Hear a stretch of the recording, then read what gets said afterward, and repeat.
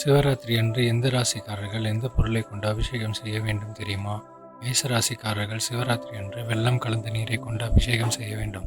ரிஷப ராசிக்காரர்கள் தயிரை கொண்டு அபிஷேகம் செய்ய வேண்டும். மிதுன ராசிக்காரர்கள் கரும்புச்சாறு கொண்டு அபிஷேகம் செய்ய வேண்டும்.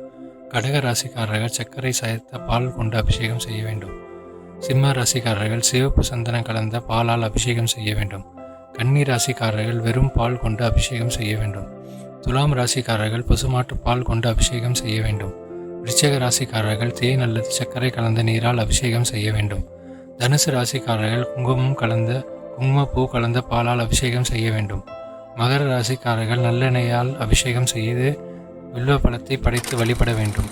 கும்ப ராசிக்காரர்கள் இளநீர் அல்லது கடுகு எண்ணெயை கொண்டு அபிஷேகம் செய்ய வேண்டும். மீன ராசிக்காரர்கள் குங்குமப்பூ கலந்த பாலால் அபிஷேகம் செய்ய வேண்டும். அதுபோல் சிவபெருமானுக்கு இதையெல்லாம் செய்யலாம், இதையெல்லாம் செய்யக்கூடாது என்று சிவபுராணம் விளக்குகிறது. அவற்றில் சிவபெருமானுக்கு படைக்கூடாத பொருட்கள் என்று சில உள்ளது. சிவனுக்கு படைக்கக்கூடாத பொருட்கள் பற்றி தெரியுமா? சிவபெருமானுக்கு படைக்கக்கூடாத பொருட்கள் எது என்பது நம்மில் பலருக்கு தெரியாது. தாளம்பூ, செண்பகப்பூ, துளசி, தேங்காய் தண்ணீர், மஞ்சள், குங்குமம், சேதப்பட்ட வில்வ இலைகள், வெங்கல பாத்திரம் இந்த பொருட்களை படைத்தால் சிவபெருமானுக்கு பிடிக்காது. ஆகையால் இந்த பொருட்களை சிவ வழிபாட்டின் போது பயன்படுத்துவதை தவிர்க்க வேண்டும்.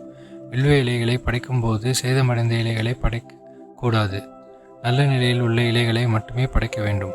இது போன்ற தகவல்களை தெரிந்து கொள்ள நம் எஸ்டான் ஸ்பிரிச்சுவல் வேர்ல்ட் யூடியூப் சேனலை சப்ஸ்கிரைப் செய்து கொள்ளுங்கள்.